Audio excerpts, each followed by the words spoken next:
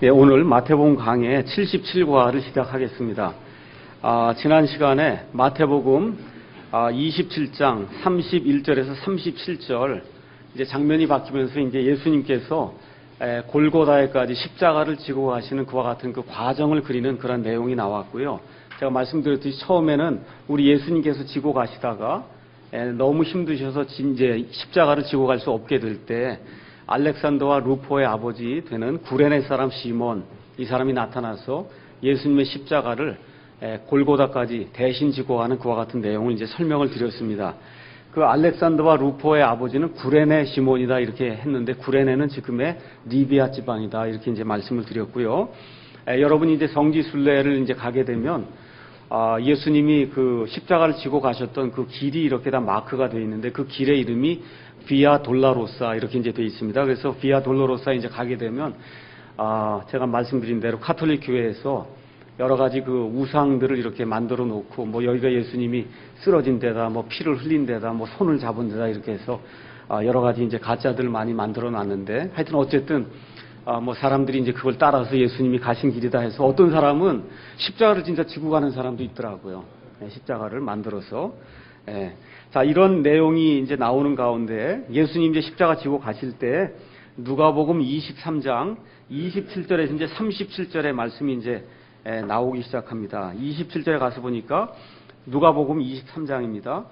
백성과 또 그분으로 인해 슬피 울며 애통하는 여자들의 큰 무리가 그분을 따라오더라. 그러나 예수님께서 그들을 향해 돌이키시며 이르시되 예루살렘의 딸들아, 나를 위해 울지 말고 너희와 너희 자녀들을 위해 울라.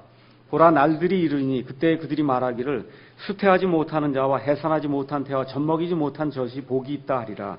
그때 그들이 산들에게 말하기 시작하여 이르기를 우리 위에 무너지라 하며 작은 산들에게 이르기를 우리를 덮으라 하리라.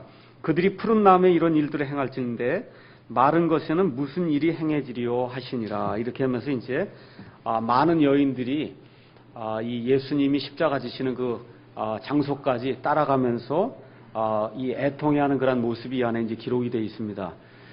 제가 지난주에 지나간 날들의 교훈 해갖고 제가 지난 한 20, 30년 동안 성경 말씀을 읽으면서 또 이렇게 목회를 하면서 여러 가지 그 느낀 점들을 좀 적었어요. 그 느낀 점 중에 하나가, 교회에서 자매님들을 탄압을 하면 교회가 잘 안 된다. 그래서 우리 자매님들이 마음 놓고 정말 즐겁게 교제 나누고 자매님들이 활발하게 움직여야 그래야 교회가 흥하더라. 그걸 제가 눈으로 직접 봤어요. 보통 교회 이제 그 독립침례 교회 가면은 여자들은 잠잠해야 된다 그래갖고 그냥 꽉 눌러놓거든요.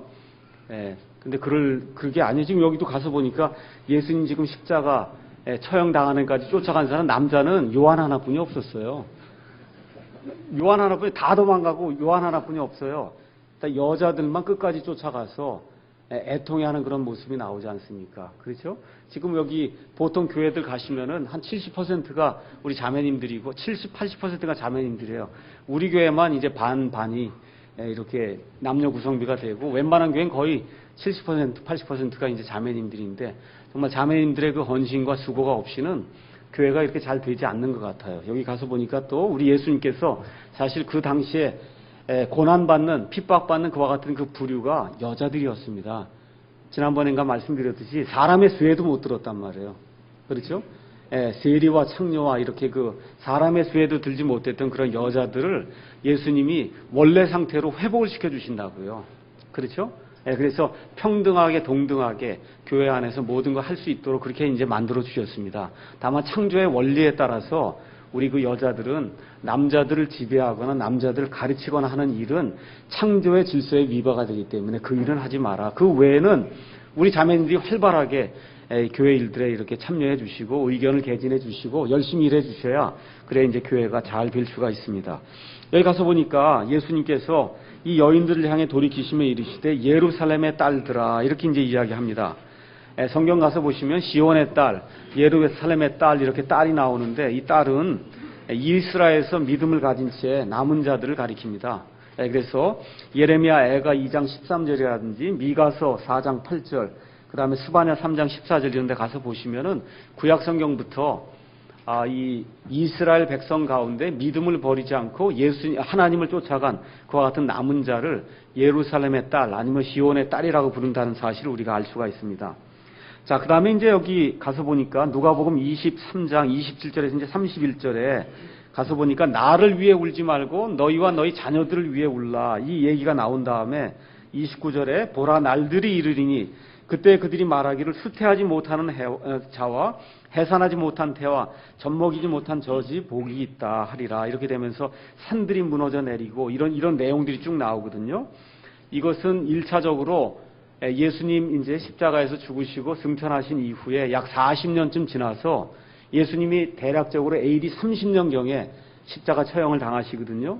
그 30년 이후에 40년이 지나서 AD 70년에 로마 장군, 우리가 이제 보통 디도라고 얘기해요. 우리가 디도.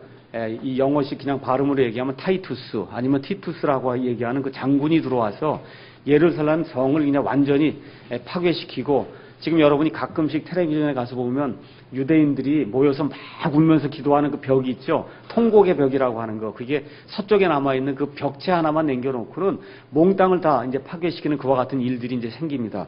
그래서 여기 나와 있는 말들, 수태하지 못하는 자와 해산하지 못한 태와 젖먹이지 못한 젖이 복이 있다.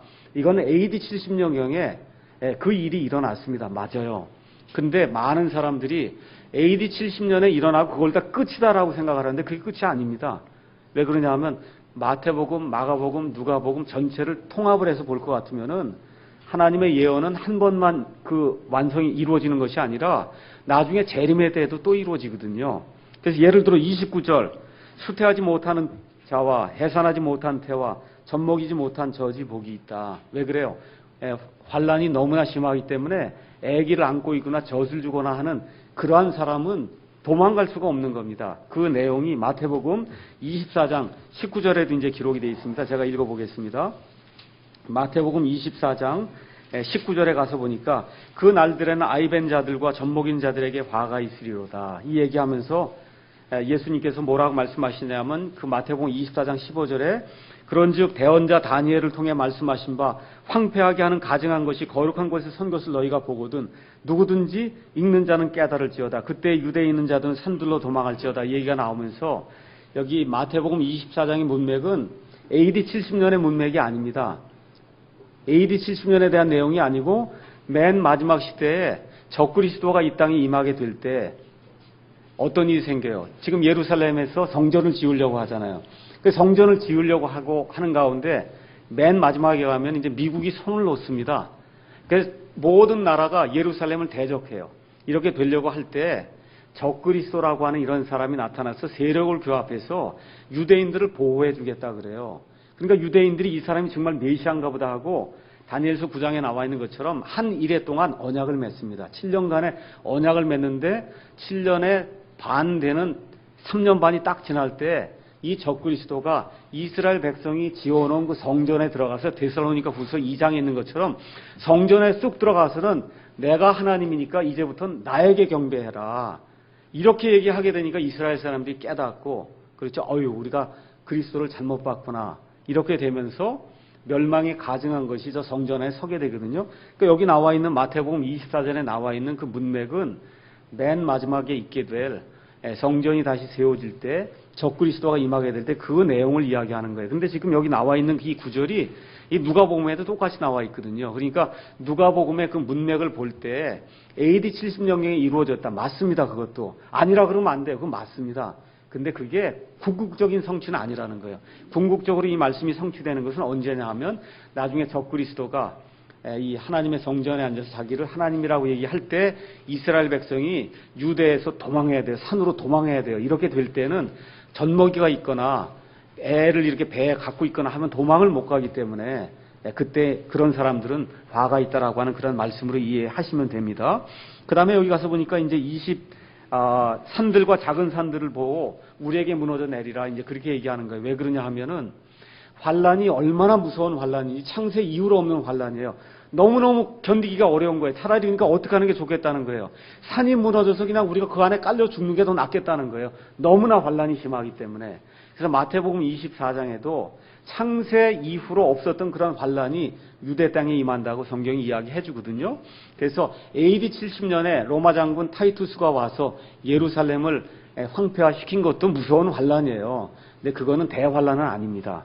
그런 내용을 여러분이 기억을 하시고 계시록 6장 16절 17절 이런 데 가서 보면 환란기에 들어간 그 사람들이 너무너무 환란이 견디기 어렵기 때문에 차라리 그냥 산들 보고 무너져서 우리에 쏟아져 내려라 이렇게 얘기하는 그런 내용이 여기하고 이제 같은 문맥으로 이렇게 나와 있습니다.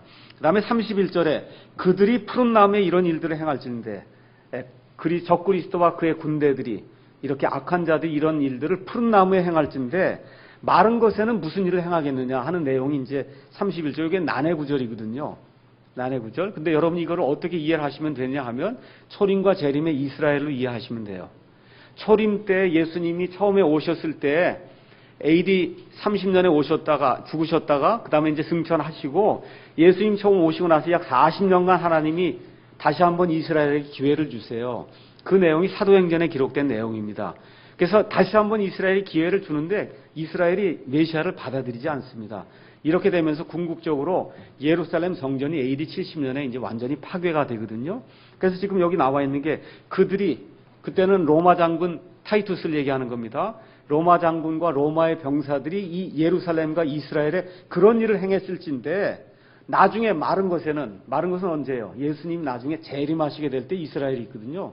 어느 때가 더 이스라엘에게 더 큰 고난이 되는 거예요? 재림의 때입니다. 마른 것에는 푸른 나무에도 그러는데 그때 마른 것은 거의 힘이 없을 정도로 이렇게 된다 그런 얘기예요. 그러니까 이 당시만 해도 이스라엘이 푸른 나무처럼 그래도 생기가 있었는데 그때 이런 일들을 했단 말이에요. 근데 나중에 이제 재림의 때가 되면 이스라엘이 힘이 하나도 안 남는 겁니다. 이러한 때에 이들이 이런 일들을 행한다는 거예요. 그래서 그렇게 이해를 하시면은 여기 푸른 나무, 마른 나무를 초림 때의 이스라엘, 그 다음에 재림 때의 이스라엘로 이해하시면은 이야기가 좀 쉬울 겁니다. 자, 이렇게 되면서 이제 32절부터 몇 절까지가 나오냐 하면 39절까지가 이 예수님이 십자가에 달리셨을 때 예수님과 함께 양쪽에 달려있던 이 범죄자들에 대한 그런 내용이 이 안에 기록이 되어 있습니다. 제가 읽어보겠습니다. 또 다른 두 범죄자도 죽게 되어 그분과 함께 끌려가니라. 그들이 갈보리라 하는 곳에 이르러 거기서 그분을 십자가에 못 박고 그 범죄자들도 그렇게 하니 하나는 오른편에 다른 하나는 왼편에 있더라. 이렇게 이제 기록이 되어 있습니다. 먼저 가서 보니까 예수님 말고 예수님의 오른편과 왼편에 다른 범죄자들도 있었다. 이 내용을 저와 여러분이 이제 알 수가 있습니다. 나중에 이제 가서 보시면은 이 두 범죄자 중에 한 범죄자는 회개하고 예수님과 함께 이제 구원의 자리에 이르는 것을 우리가 이제 알 수가 있습니다. 자, 39절부터 이제 쭉 해서 제가 읽어보겠습니다. 그때 예수님께서 이르시되 34절입니다. 아버지여 저들을 용서하여 주옵소서. 저들은 자기들이 하는 일을 알지 못하나이다 하시더라. 그들이 그분의 옷을 나누어 제비를 뽑고 백성은 서서 지켜보는데 치리자들도 그들과 함께 그분을 비웃으며 이르되 그가 남들을 구원하였으니 만일 그가 하나님께서 택하신 자 곧 그리스도이면 자기도 구원할 것이라 하더라. 또 군사들도 그분을 조롱하면서 그분께 나와 식초를 바치며 이르되 내가 만일 유대인들의 왕이거든 내 자신을 구원하라 하더라. 그분 위에는 그리스와 라틴어와 히브리어로 이 사람은 유대인들의 왕이라 쓴 글들도 있더라. 39절에 있습니다. 매달린 범죄자 중에 하나는 그분을 욕하며 이르되 내가 만일 그리스도이거든 내 자신과 우리를 구원하라 하되 다른 하나는 되받아서 그를 꾸짖으며 이르되 내가 동일한 정죄를 받고서도 하나님을 두려워하지 아니하느냐. 우리는 우리가 행한 일에 합당한 보응을 받으니 참으로 공정하게 정죄를 받거니와 이 사람 아무 잘못도 행하지 아니하였느니라 하고 예수님께 이르되 주여 주께서 주의 왕국으로 들어오실 때에 나를 기억하옵소서 하며 예수님께서 그에게 이르시되 진실로 내가 네게 이르노니 오늘 내가 나와 함께 낙원에 있으리라 하시니라. 이런 내용이 이 안에 기록이 되어 있습니다. 자, 여기서 중요한 내용들이 이제 몇 가지가 있기 때문에 이 내용을 제가 설명을 해드리겠습니다. 자, 현대 역본에 가서 보면 가장 중요한 말씀이 42절에 가서 보시면 예수님께 이르되 이 회개한 범법자가 예수님께 말하는 거예요. 주여. 이 주여라고 하는 말은 로드 이렇게 얘기하는 겁니다. 로드라고 하는 말은 당신이 내 주인이십니다. 그렇게 얘기를 하는 거예요. 그래서 주여, 당신이 내 구원자십니다. 내 주인이십니다 하면서 나를 구원해 주십시오. 이렇게 얘기를 하는 건데 이 개혁성경은 뭐로 돼 있어요? 예수요 이렇게 돼 있거든요. 예수요. 그 당시에 예수는 많이 있었어요. 예수라는 이름을 가진 사람이 많이 있었어요. 예수는 구약시대의 여호수아입니다. 그 당시에는 예수님 말고도 예수가 많이 있었어요. 지금 여기 사람의 이름 가리키는 그 예수요 이렇게 지금 이 범법자가 얘기할 수가 없거든요. 왜냐하면 사람으로서는 사람을 구원할 수가 없어요. 그래서 지금 뭐라고 신앙 고백을 하는 거냐 하면 당신은 그냥 사람이 아니고 저를 구원해서 구원해 주실 주님 곧 구원자십니다 하면서 주께서 주의 왕국에 임하실 때 들어오실 때 나를 기억하시고 나를 구원해 주십시오 하고 이렇게 간구하는 그런 대목이 나오는데 현대 역보는 몽땅 다 그거를 예수요 이렇게 바꿔놨습니다. 그래서 이 예수님께서 주님이 되신다는 그런 사실을 지금 42절에서 이제 바꿔놓게 됐습니다. 한 범죄자는 어떻게 이야기하냐 하면 내가 만일 그리스도이거든. 이거 어디서 많이 들어본 말이죠. 마태복음 4장에 가서 보면 예수님이 공생이 시작할 때 마귀가 나와서 하는 얘기가 뭐예요? 내가 만일 하나님의 아들이거든. 벌써 이 거든하고 이게 입수가 나오면은 이게 문제가 있는 거예요. 그렇죠? 믿음이 없는 사람들이 꼭 이렇게 얘기하는 겁니다. 내가 무엇이거든 뭘 이렇게 해라. 그렇죠? 그래서 이 만일이라고 하는 게 이게 문제가 이제 나오는데 이런 얘기를 쭉 하면서 뭘 얘기하냐면 증명을 해보라는 겁니다. 내가 정말 하나님의 아들이고 그리스도라면 그럼 어떻게 하라는 거예요? 너도 구원하고 나도 좀 구원해라 하고 이제 군중들과 똑같은 소리를 이제 내는 그러한 그 대목이 이제 나옵니다. 그랬더니 그 옆에 있는 한 강도는 회개하면서 우리는 우리가 잘못한 일에 대해서 합당한 보응을 받는다. 이거 분명히 살인이나 뭘 지은 거예요, 이 사람들이. 십자가 처형은 로마 제국에서 가장 무서운 형벌입니다. 가장 무서운 형벌을 받는 사람은 가장 무서운 죄를 지은 사람이에요. 그러니까 어떤 소요를 일으켜서 많은 사람을 죽였다든지 하여튼 무언가 로마 제국에서 살려두어서는 안 되겠다는 그런 사람을 지금 십자가 처형을 시키는 거거든요. 그러니까 이 사람이 그렇게 고백을 하는 거예요. 우리는 이런 십자가 처형에 합당한 그런 죄를 지었기 때문에 정당한 보응을 받는데 이분은 죄가 없다. 참 놀라운 그 믿음의 고백이죠. 그렇죠? 그래서 회개하는 그 범법자가 얘기하는 내용이 세 가지예요. 입 다물고 올바른 분을 비난하지 말라. 우린 정당한 벌을 받고 있다. 하나님을 두려워하라. 누가복음 18장에 가서 보시면 예수님께서 성전에 올라가서 기도하는 그 두 사람의 모습을 보여줘요. 한 사람은 바리새인이고 한 사람은 죄인이에요. 바리새인 뭐라 그래요? 하나님, 제가 하나님 앞에서 율법을 다 지켰습니다. 저는 올바른 사람입니다. 그렇죠? 또 죄인은 뭐라 그래요? 하나님, 이 죄인을 용서해 주십시오 하면서 가슴을 치는 그런 그 대목이 나오잖아요. 여기도 지금 똑같아요. 지금 둘 다 십자가에 지금 달려 있습니다. 엄청난 죄악을 저질렀어요. 근데 한 사람은 뭘 간구해요? 하나님의 은혜를 간구하는 데 비해서 다른 한 사람은 불신을 내보이고 있습니다. 여기 나와 있는 것들도 이 세상에 두 종류의 사람이 있다는 것을 우리에게 극명하게 이제 보여주는 겁니다. 거기 가서 보니까 예수님께서 뭐라고 말씀하시냐 하면 진실로 내가 네게 이르노니 오늘 내가 나와 함께 낙원에 있으리라. 구원이 언제 이루어져요? 내일이에요? 아니면 일주일 있다가요? 오늘 이루어지는 겁니다. 예수님을 믿으면 예수님을 구원자로 주여 하고 이미 믿음의 고백을 했잖아요. 당신 나를 구원할 구원자십니다 하고 믿음의 고백을 하는 그 순간에 구원이 이루어지는 겁니다. 내일 이루어지는 게 아니라 일주일 있다 이루어지는 것이 아니고 구원은 그 순간에 이루어지는 겁니다. 그래서 죽을 때까지 지속되는 그런 과정이 아니에요. 에베소서 2장 8절에서 10절 말씀은 중요하니까 제가 그냥 읽겠습니다. 에베소서 2장 8절에서 10절 말씀 보니까 너희가 믿음을 통해 은혜로 구원을 받았나니 그것은 너희 자신에게서 난 것이 아니요 하나님의 선물이니라. 행위에서 난 것이 아니니 이것은 아무도 자랑하지 못하게 하려 함이라. 우리는 그분의 작품이요 그리스도 예수님 안에서 선한 행위를 하도록 창조된 자들이니라. 하나님께서 그 선한 행위를 미리 정하신 것은 우리가 그 행위 가운데서 걷게 하려 하심이니라. 이렇게 이제 기록이 되어 있습니다. 자, 여기 가서 보니까 은혜라고 하는 단어가 나오는데 은혜를 설명하기에 가장 좋은 예가 여기 예수님 옆에서 구원받은 이 범죄자입니다. 교회 한 번이라도 갔을까요? 안 갔을까요? 교회 한 번도 안 갔어요. 침례 받았어요? 안 받았어요. 주일 성순 11조 안 했어요. 그런 거 전혀 없어요. 아버지가 목사, 뭐 장로 이런 거 있어요? 없어요? 없어요. 근데 어때요? 구원받잖아요. 뭘 통해서 구원받아요? 하나님의 은혜로, 믿음을 통해서 하나님의 은혜로 구원받는 실질적인 예가 이 안에 기록이 돼 있잖아요.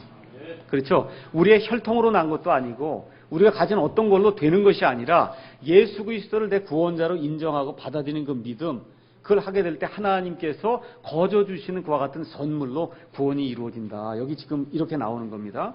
근데 이제 문제는 많은 사람들이 이걸 악용해서 죽을 때 믿겠다고 하는 거예요.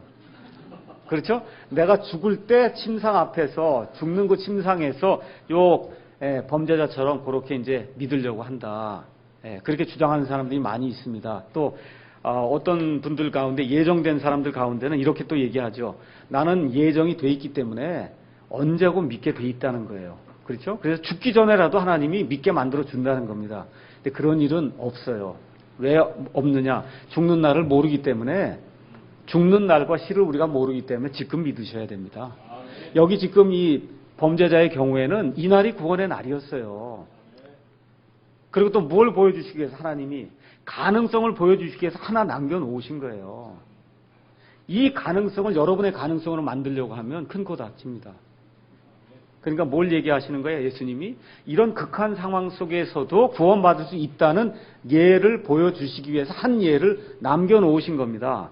근데 이 예를 따라가려고 노력하면, 잘못하면 지옥에 갑니다.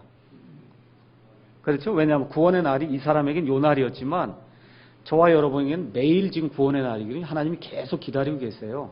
그렇죠? 아까 베드로후서 3장에 읽은 것처럼 하나님은 어느 누구도 이렇게 지옥에 떨어져서 구원받지 못하는 그런 자리에 이르기를 원치 아니하시고 모두가 회개에 이르기를 원하신다. 그래서 기다리고 계신 겁니다. 그래서 오늘이 바로 저와 여러분이 구원받을 수 있는 그런 날이다, 이렇게 생각을 하시고, 아직 구원받지 못한 그런 분이 계시면 오늘 예배당 문턱을 나가기 전에 여기 나와 있는 이 강도처럼 주여, 주의 왕국으로 임하실 때, 들어오실 때 나를 기억하옵소서 하고 예수님께 우리의 믿음을 이렇게 보이고 하나님의 은혜로 구원받는 그런 일들이 일어나면 좋겠습니다.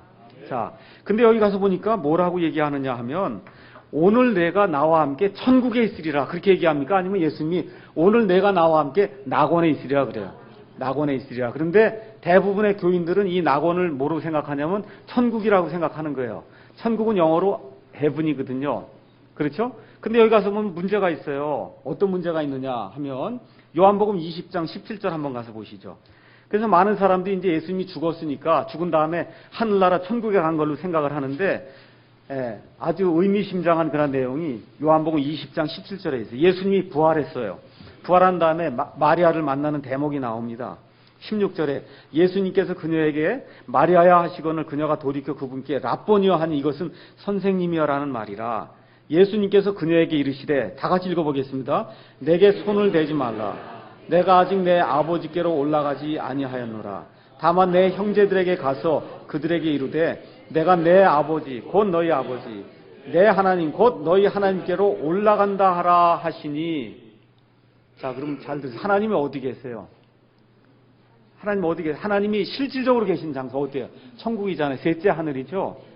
근데 예수님이 지금 뭐라 그래요? 내가 아직 거기까지 갔대요, 안 갔대요? 아직 안 갔대요. 그럼 여기 낙원이 천국이면, 여기 예수님이 오늘 내가 나와 함께 낙원에 있으리라 그랬으면, 이 낙원이 천국이면 지금 예수님이 거기 계셔야 되는 거 아닙니까? 근데 예수님이 지금 막달라 마리아한테 뭐라고 얘기해요? 나는 아직 하늘에 올라가지 않았다 그러잖아요. 맞습니까? 그럼 아직 안 올라가신 거죠? 그럼 낙원이 지금까지 천국에 있어요. 예수님 이때까지 천국에, 하늘나라 셋째 하늘에 낙원이 있어요, 없어요? 없는 거예요. 낙원이 없단 말이에요. 그렇죠? 어디에 있어요? 땅 속에 있죠. 여러분이 잘 아시다시피.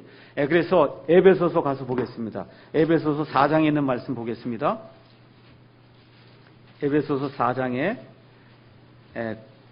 8절부터 읽겠습니다. 제가 읽을게요. 그러므로 그분께서 이르시기를, 그분께서 높은 곳으로 올라가실 때 포로로 잡힌 자들을 포로로 이끄시고 사람들에게 선물들을 주셨도다 하시느니라. 이제 그분께서 올라가셨은즉 그것은 곧 그분께서 또한 먼저 땅에 더 낮은 부분들로 내려가신 것이 아니면 무엇이냐. 그러니까 예수님이 하늘로 올라가시기 전에 먼저 어디로 내려갔다고? 땅에 더 낮은 부분들로 내려갔다는 거예요. 거기가 어디예요? 낙원이에요. 다른 얘기로 하면 지옥입니다. 구약시대의 그 지옥, 지하 세계는 두 부분으로 구성이 되어 있어요. 누가복음 16장에 부자와 나사로 비유에 그 말씀에 나오듯이 어떻게 되어 있어요?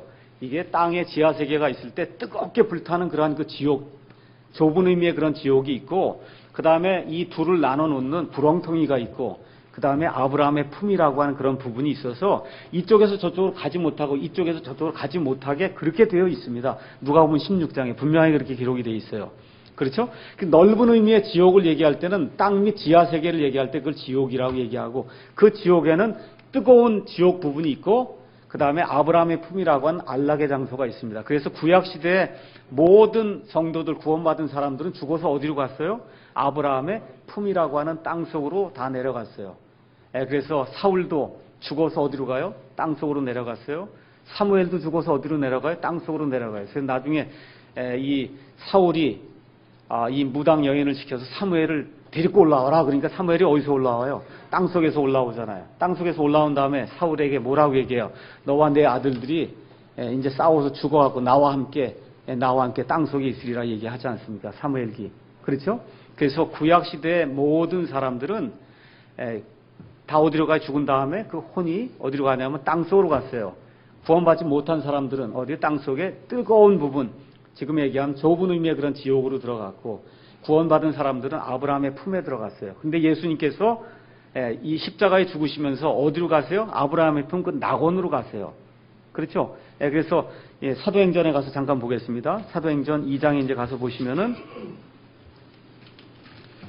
사도 베드로가 얘기하는 그런 그 대목이 2장에 나옵니다. 뭐라고 이제 말씀하시느냐 하면 2장 23절에 그분께서 하나님의 정하신 계획과 미리 아심을 통하여 넘겨짐에 너희가 그분을 붙잡아 사악한 손으로 십자가에 못 박아 죽였으나 하나님께서 그분을 사망의 고통에서 풀어 일으키셨으니 이는 사망이 그분을 붙들 수 없었기 때문이라. 다윗이 그분에 관하여 말하되 내가 항상 내 얼굴 앞에 계신 주를 미리 보았나니 그분께서 내 오른편에 계심으로 내가 흔들리지 아니하리로다. 이렇게 나오는 말씀은 여기 가서 시편 16편에 나오는 말씀입니다. 시편 16편에 가셔서 주 가서 보시면 여호와 하나님인 걸 알 수 있어요. 그래서 다윗이 하나님의 영의 감동을 받아서 시편 16편을 지을 때 내가 항상 여호와 하나님 옆에 있다, 그런 얘기를 지금 한 겁니다. 26절 이러므로 내 마음이 기뻐하고 내 혀도 즐거워하였으며 더욱이 내 육체도 소망 중에 안식하리니 이는 주께서 내 혼을 지옥에 남겨두지 아니하시고 주의 거룩한 자가 썩음을 보지 아니하게 하실 것이기 때문이다. 이렇게 얘기했다는 거예요. 그 다음에 29절에 사도 베드로가 이야기하는 거죠. 사람들아 형제들아 내가 족장 다윗에 대하여 거리낌 없이 너에게 말하노니 그는 죽어서 묻혔고 그의 돌무덤 이날까지 우리와 함께 있도다. 그러니까 시편 16편은 다윗이 자기에 대해서 이야기한 게 아니고 다윗이 딴 사람에 대해 얘기한 거라는 거예요. 30절 그런즉 그는 대언자이므로 하나님께서 이미 자기에게 서약으로 맹세하사 육체에 따라 자기 허리의 열매에서 그리스도를 일으켜서 자기 왕좌에 앉히실 것을 알았고 또 이것을 미리 보았으므로 그리스도의 부활에 대하여 말하기를 그의 혼이 지옥에 남겨지지 아니하였고 그의 육체도 썩음을 보지 아니하였느니라. 그러니까 우리 예수님이 십자가에 죽으시면서 그분의 혼이 어디로 가셨어요? 지옥에. 어느 부분에? 낙원 부분에, 아브라함의 품에. 그러니까 예수님이 지옥에 가셨다고 해도 맞는 말입니다. 뜨거운 지옥이 아니에요. 알겠죠? 넓은 의미의 그 지옥의 일부분, 그 아브라함의 품이라고 하는 그 품에 이제 내려가셨습니다. 그러면 이 강도가 둘이 있었습니다.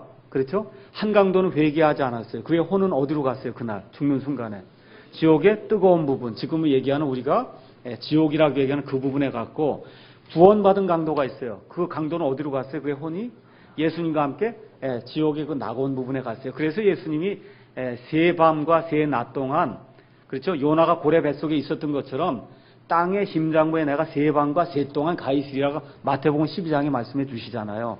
맞죠? 그래서 구원받은 그 강도는 어떻게 된 겁니까? 예수님과 함께 이 땅에 아브라함의 품 속에 지금 들어가 있다가 예수님께서 승천하시면서 올라가실 때 이 낙원 속에 잠겨있는 모든 그 포로된 자들을 데리고 올라갔어요. 그래서 지금은 낙원이 그럼 어디에 가 있어요? 셋째 하늘에 가 있어요. 그래서 예수님 이 부활하시면서 승천하신 그 이후에는 낙원이 이제 셋째 하늘에 가 있어요. 그렇게 되니까 고린도 후서 가서 한번 잠깐 읽겠습니다. 고린도 후서 12장에 가서 보니까 이제 예수님 승천 이후의 일입니다. 승천 이후에 사도 바울이 얘기하는 내용이 나와요. 12장 1절 자랑하는 것이 물론 내게 유익하지 아니하나 내가 주의 환상들과 계시들로 나아가리라. 내가 그리스도 안에 있는 한 사람을 알았는데 그 사람은 14여 년 전에 셋째 하늘로 채워 올라갔느니라. 셋째 하늘. 몸 안에 있었는지 내가 말할 수 없으며 몸 밖에 있었는지 내가 말할 수 없으나 하나님은 아시느니라. 내가 이러한 사람을 알았노니 몸 안에 있었는지 몸 밖에 있었는지 내가 말할 수 없으나 하나님은 아시느니라 한 다음에 4절 다 같이 읽겠습니다.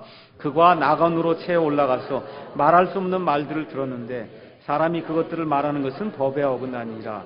자, 사도 바울이 2절에서 자기가 어디로 올라갔대요? 셋째 하늘로 올라갔는데 그 셋째 하늘에 지금 4절에 가서 보니까 뭐가 있다 그래요? 낙원이 있다는 거예요. 그래서 이제 땅 속에 지금 보시면은 지금은 뭐만 남아 있는 거예요? 뜨거운 지하 감옥과 뭐가 남아 있어요? 그 다음에 구렁텅이만 남아 있는 거고 여기 구약 시대에 가던 그러한 그 낙원, 구약 시대 성도들이 가던 그 낙원 그 부분은 옮겨졌습니다. 셋째 하늘로 옮겨졌어요. 예, 그래서 그런 내용들을 기억을 하시면은 요한복음에 아까 그 예수님이 내가 아직 아버지께로 올라가지 않았다 그 말씀 이해하실 거예요. 무슨 얘기인지 아시죠? 아직 올라가지 않았으니까 예수님이 그렇게 말씀하신 겁니다. 자, 그 다음에 이제 여기 누가복음에 가서 보시면은 누가복음 23장에 보시면은 아까 어떤 지형의 이름이 나오는데 그 지역이 어디냐면 골고다 갈보리라고 한 내용 33절 한번 보시죠. 23장 33절 가서 보시면 그들이 갈보리라 하는 곳에 이르러 거기서 그분을 십자가에 못 박았다 이랬어요.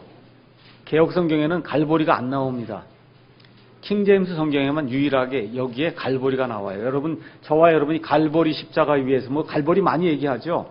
현대 역본에는 갈보리가 안 나옵니다. 킹제임스 성경에만 갈보리라고 하는 그런 단어가 나와요. 물론 뜻은 해골의 장소다 이런 내용입니다. 자, 이렇게 돼 있고 마태복음 27장 34절 가서 보니까 이 사람들이 이제 예수님께 쓸개를 섞은 그러한 그 식초를 가져다 주는 그러한 대목이 나오고 마가복음 15장 23절에는 몰약을 섞은 포도즙 아니면 포도주스를 이렇게 가져다 주는 그와 같은 내용이 나옵니다. 이것은 이 십자가에 달려서 죽는 그 사람들에게 베푸는 마지막 은혜예요. 너무나 고통이 심하기 때문에 그래서 이거라도 좀 먹고 그리고 좀 아픔을 달래라 하고 이제 주는 그런 내용인데 우리 예수님 받아서 드시지 않습니다. 왜 예수님 드시지 않아요? 예수님이 주의 만찬을 정해 주시면서 포도 나무 열매에서 난 것은 내가 하나님의 왕국에서 다시 마실 때까지 안 마신다 그랬잖아요. 그렇죠? 그래서 마시지 않는 그런 내용이 이제 이 안에 나와 있습니다. 자, 그 다음에 이제 거기 가서 보니까 시편 69편 21절에 이제 말씀이 예언의 말씀인데 한번 가서 잠깐 보시겠습니다. 시편 69편 21절도 다윗이 지은 다윗의 시편입니다. 69편 거기 가서 보니까 소사님에 맞춰 악장에게 준 다윗의 시 이렇게 되어 있습니다. 69편 21절에 가서 보니까 그들이 또한 쓸개즙을 나의 먹을 것으로 주며 내가 목마를 때 내게 식초를 주어 마시게 하였나이다 하면서 예수님 오시기 약 1000년 전에 다윗이 하나님의 감동을 받아서 그래서 예수님께서 나중에 이루시게 될 그런 내용들을 미리 이렇게 예언의 말씀으로 주시는 그런 내용이 나와 있습니다. 69편 똑같은 그 시편의 8절 가서 볼까요? 내가 내 형제들에게는 낯선 자가 되고 그러니까 예수님에 대한 시편인데 예수님이 형제들이 있다는 거예요. 형제들이 있었습니까? 없었습니까? 있었죠? 예수님의 유망한 형제가 누구예요? 야고보라고 하는 형제가 있었어요. 이 야고보는 예수님을 믿지 않았습니다. 나중에 예수님 승천하신 이후에 믿은 것 같아요. 자, 여기 가서 보니까 형제들에겐 낯선 자가 되고 내 어머니의 자녀들에겐 외인이 되었사오니 마리아가 또 아이들을 낳았단 말입니다. 9절 말씀은 예수님이 직접 인용하신 거예요. 주의 집에 대한 열심이 나를 삼켰고 주를 모욕하는 자들의 모욕이 나를 덮쳤나이다. 그래서 예수님께서 요한복음 2장 17절에서 성전을 가서 청소하실 때 이 주의 집에 대한 열심이 나를 삼켰다는 그런 말씀을 인용하시는 그런 대목이 이제 이 안에 있습니다. 어찌되었든 여러분이 시편을 가서 보시면은 예수님 오시기 이미 1000년 전에 여러분 시편 이왕 피셨으니까 시편 22편도 한번 가서 읽어볼까요? 오늘 나오는 내용이니까요. 이것도 다윗의 시예요. 다윗의 시 한번 읽어보겠습니다. 22편 1절 나의 하나님이여 어째 나를 버리시나이까. 그렇죠? 이거 엘리 라마 사박단이 아시죠? 예, 지금 예수님이 시편 22편에 나오는 이 말씀을 계속해서 이제 인용하시는 그런 내용들이 이제 나오고 있습니다. 여기 가서 보시면 22편은 예수님이 십자가에서 처형당하는 그런 일들을 낱낱이 이 안에 이제 기록을 하고 있습니다. 여기에. 그래서 여러분이 14절, 나는 물같이 쏟아졌고 내 모든 뼈는 어그러졌으며, 십자가에 달리게 될 때 이제 좀 이따 이제 설명을 다시 한번 드리겠지만, 십자가를 어떻게 이제 세우냐 하면은, 죄인을 이제 매질을 하고 그러면 등이 다 찢어진단 말이에요. 그렇죠? 이런 상태로 십자가에 뉘웁니다. 이렇게 뉘운 다음에 여기다 못을 박고, 여기 이쪽에다 못을 박고, 발에다 이제 못을 박아서, 그래서 이 못에 의해서 사람이 이렇게 못에 걸쳐지는 거예요. 밑에 아무것도 없어요. 밑에 무슨 발판이나 뭐가 있어야 거기다 좀 놓고 이렇게 힘을 줄 수가 있는데, 그게 없는 거예요. 그냥 단지 못 3개에 의해서 사람이 그 안에 걸려 있는 거예요. 이런 상태에서 십자가를 들어 올립니다. 이렇게 들어 올려요. 그런 다음에 몇 사람이 이걸 들어갖고 한 1m쯤 파놓은 이 땅에 조그만 그런 구덩이를 파놓거든요. 그럼 그 위에다 갖다 탁 놓는 거예요. 한번 생각해 보세요. 얼마나 그게 아플까. 그렇죠? 그렇게 해서 이렇게 서 있으면은 관절에서 뼈가 다 빠져나옵니다. 이게 체중이 있잖아요. 사람이 체중이라는 게 있기 때문에 그냥 빠져나오고, 여기 나오는 거예요. 내 모든 뼈가 어그러진다는 거예요. 관절에서 다 빠져나오는 거예요. 내 심장은 밀초같이 되어 내장 한가운데서 녹았나이다. 그렇죠? 16절에 개들이 나를 에워싸며 사악한 자의 무리가 나를 둘러싸고 내 손과 발을 찔렀나이다. 여러분 아시죠? 손과 발을 찔렀나이다. 예. 이게 지금부터 예수님 오시기 1000년 전에 이렇게 아주 낱낱이 그 예수님의 그 십자가 처형이 이렇게 기록이 되어 있는 겁니다. 여기 이렇게 되면서 30절에 가서 보시면은 한 씨가 그분을 섬기리니 주께서 그것을 한 세대로 여기시리이다. 그래서 마태복음 1장 1절에 가서 보니까 아브라함의 자손이요 다윗의 자손이신 예수 그리스도의 세대에 대한 책이다. 그래서 예수님으로 말미암아 생명을 받은 한 세대가 생겨난다는 거예요. 한 세대. 그래서 예수님도 우리의 형제고, 사도 바울도 우리의 형제고, 마틴 루터도 우리의 형제고, 구원받으면 다 한 세대뿐이 없다는 거예요. 지금 예수님이 그 말씀하시는 거예요. 그들이 와서 앞으로 태어난 한 백성이 그분의 의를 밝히 드러내되 그분께서 이것을 행하셨음을 드러내리로다 해서, 이 예수님을 믿는 그러한 그 사람들이 나중에 그 십자가 복음을 들고 나가서 이 복음을 밝히 드러낸다고, 그런 사실을 여기 지금 22편에 하나님의 그런 감동을 받아서 다윗이 예수님 오시기 1000년 전에 이렇게 기록한 거예요. 아까 16편도 그렇죠. 22편도 그렇죠. 69편도 그렇죠. 이런 내용들이 성경에, 특별히 시편에 메시아 시편이 굉장히 많습니다. 특히 누가 지은 거냐? 다윗이 지은 거예요. 그래서 그런 내용들을 성경하고 이렇게 잘 이렇게 연결해서 보시면 성경이 굉장히 정말 합리적이고, 정말 하나님께서 이거를 쓰셨으니까 이게 이렇게 이루어지지, 사람이 어떻게 1000년 전에 그런 걸 다 기록을 해놓을 수가 있겠습니까? 제가 엊그제는 우리 몇몇 교수님들하고 몇 분들에게 제 옆에 이제 참 좋은 교수님이 계시는데, 사람은 참 좋고 그런데 너무 지식이 많고 이렇게 하다 보니까 예수님에까지 이르지 못하는 거예요. 근데 이걸 이렇게 전달해주고 이렇게 하려고 하다 보니까 다른 걸로는 이게 잘 들어가질 않더라고요. 그래서 세상의 마지막 일들에 대해서 제가 이야기를 했어요. 형님이 이 성경을 읽어보시면은 2가지 세상의 그 마지막 때가 이루어지는 그런 징표가 있습니다. 이 세상의 불교나 이런 거에는 그런 게 없습니다. 하나는 유대인들이 나라를 세우는 겁니다. 그래서 유대인들이 맨 마지막 예수님 오시기 전에 나라를 세우는 일이 있다. 그때가 마지막 때라고 성경이 얘기합니다. 그러니까 정신을 차려야 됩니다. 1948년도에 나라를 세웠습니다. 1968년도에 이스라엘 성전을 지을 수 있는 예루살렘 구시가지를 차지했습니다. 지금 계속해서 성전을 지으려고 노력하고 있습니다. 이 성전에 적그리스도가 들어갈 겁니다. 이제 이 얘기를 이제 해줬어요. 그 얘기가 끝난 다음에 또 하나의 징표가 있습니다. 그건 뭐냐? 짐승의 표를 봤는데, 짐승의 표를 어디에 봤느냐면 오른손 안에나 이마 안에 봤습니다. 개역성경에는 오른손에 이마에 이렇게 돼 있거든요. 애가 아니에요. 애시 아니고 인입니다. 인. 인이라고 한 얘기는 여기를 파서 집어넣는다는 거예요. 파서 집어넣어요. 맞죠? 그러니까 뭐예요? 생체 칩이거든요. 지금 요새 엊그제 나온 뉴스에 삼성전자에서 미국에 지금 특허를 냈죠. 생체 칩을 만들어서 그걸 가지고 로봇을 이 안에 집어넣으면은 사람이 생각을 하게 되면 로봇을 움직일 수 있는 이런 스타일의 칩을 지금 사람 속에 만들어 놓으려고 하고, 엊그제인가 온 그 편지에는 지금 인도 사람들이 지금 12억인가 되는데 그 12억 되는 그 인도 사람들에게 생체 칩을 넣어서 주민등록증이 아니라 인도 사람들에게 생체 칩으로 주민등록증을 대신하겠다는 지금 그 프로젝트가 진행이 된다는 거예요. 이런 일들이 지금 가능한 시대가 지금 예수님이 다시 오신다는 그 재림의 때입니다. 그리고 우리가 정신을 차리고 휴거 받습니다, 우리는.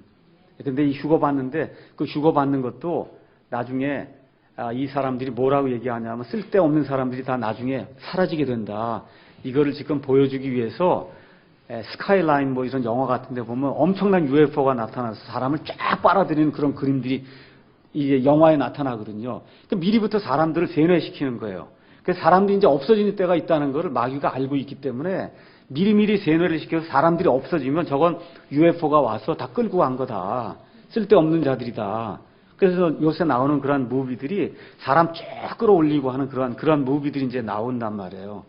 이러한 것이 그냥 이루어지는 게 아니고 성경이 예언을 담고 있는 그런 책이기 때문에, 그래서 성경에 이런 내용이 나오기 때문에 이제 마지막 때가 됐다는 걸 깨닫고 이제 좀 믿어야 된다. 그리고 과학하는 사람이니까 과학으로 제가 얘기해서 이렇게 설득하는 게 좋겠더라고요. 그런 생각이 들어서 그래서 한 20명쯤 우리 학교의 교수님들 다 이메일 제가 해서 보냈어요. 이걸 좀 읽고 좀 정신을 차리십시오. 그런데 공학하는 사람이 무슨 휴거를 믿느냐 이렇게 비웃지는 마십시오. 왜냐하면 이게 성경에 기록된 진리이기 때문에 저는 믿습니다.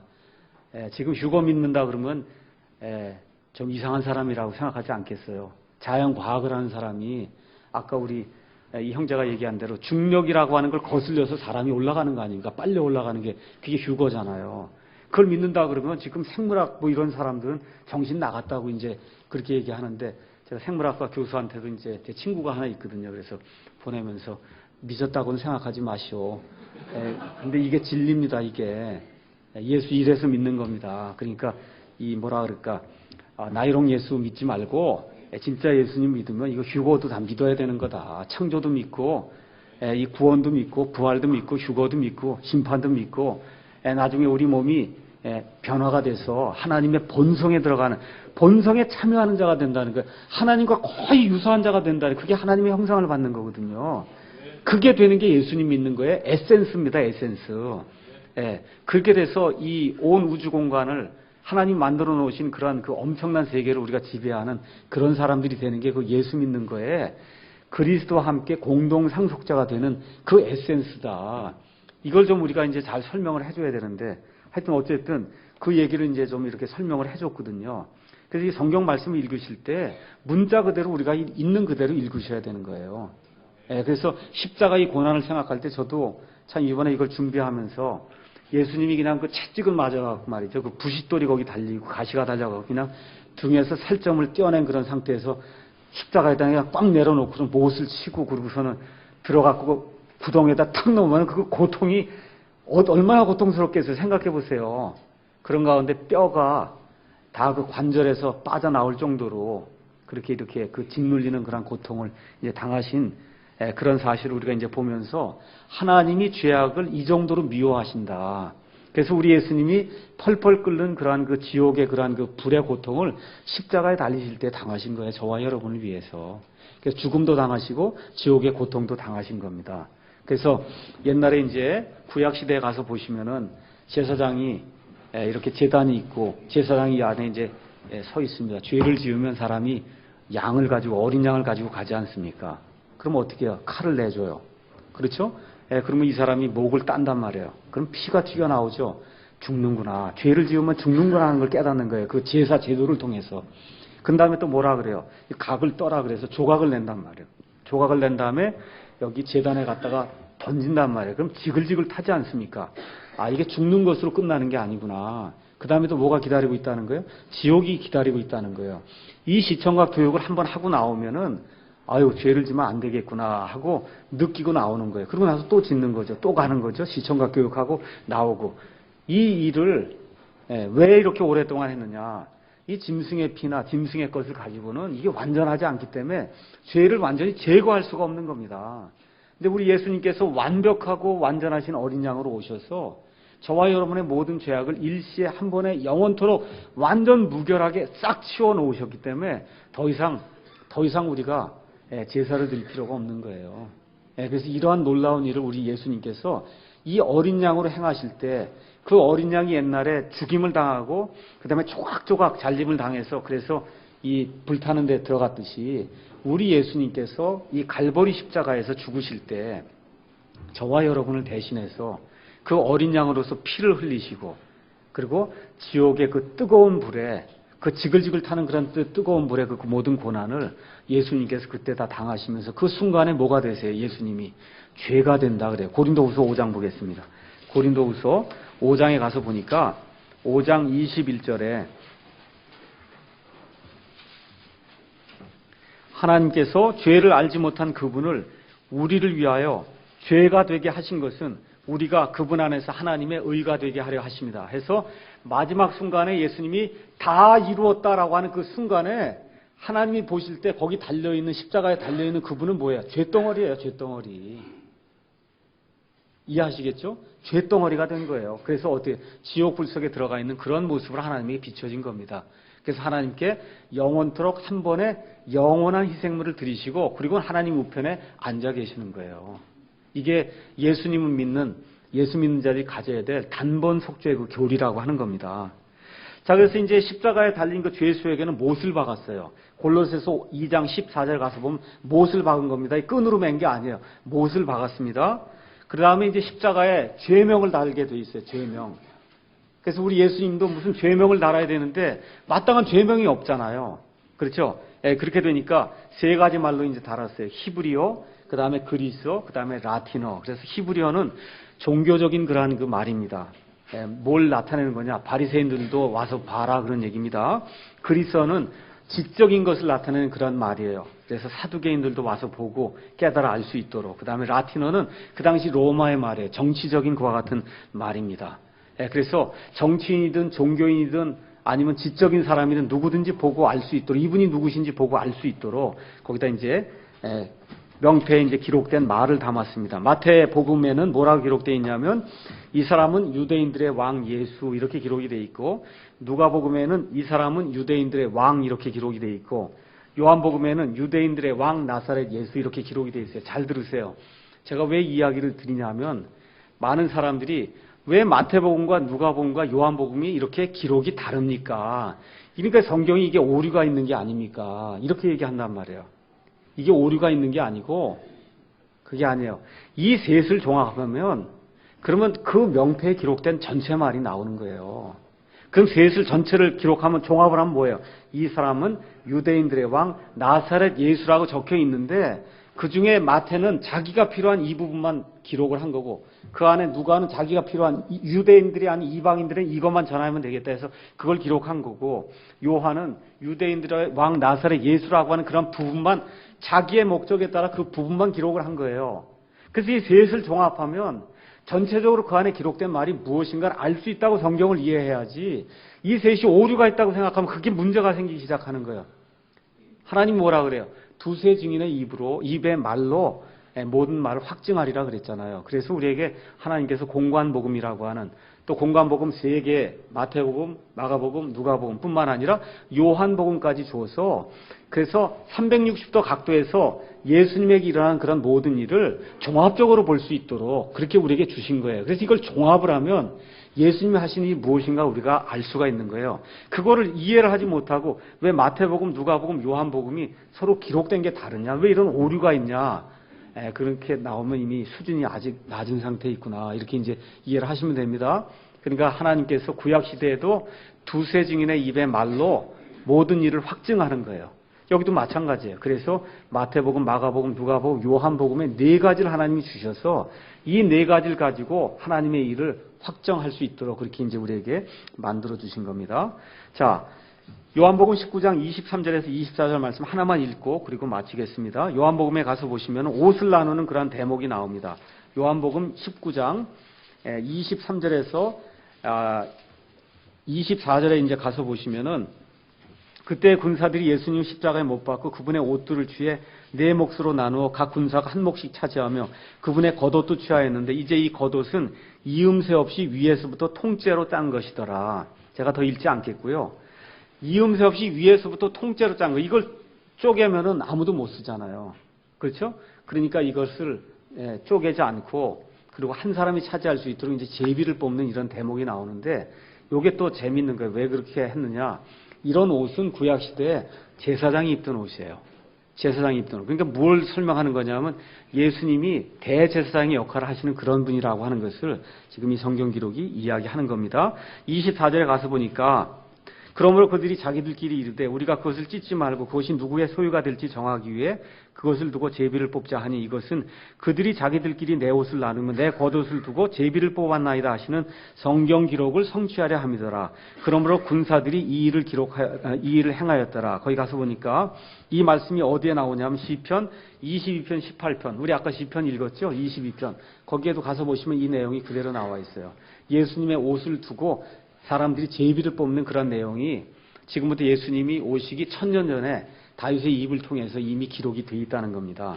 그래서 이런 내용들을 저와 여러분이 보시면서 그래서 예수님께서 하신 그런 모든 일은 한마디로 얘기하면 성경 기록에 따라 이루어졌다는 거예요.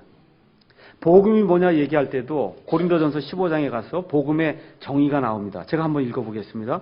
고린도전서 15장 이렇게 이제 기록이 되어 있습니다. 뭐라고 기록이 되어 있냐면 3절에 내가 또한 받은 것을 무엇보다 먼저 너에게 전하였느니 그것은 곧 성경 기록대로 그리스도께서 우리의 죄들로 인하여 죽으시고 묻히셨다가 성경 기록대로 셋째 날에 다시 살아나시고 그 다음에 많은 이들에게 보이셨다는 겁니다. 그래서 예수님께서 하시는 모든 일들이 구약시대에 기록된 그것을 성취하시기 위해서 그대로 예수님이 이제 하시는 그런 대목이 이제 나옵니다. 그래서 구약과 신약을 제대로 이해하게 될 때 전체적으로 하나님이 원하시는 그러한 그 말씀을 종합적으로 이해할 수 있는 그러한 그 안목을 갖게 되거든요.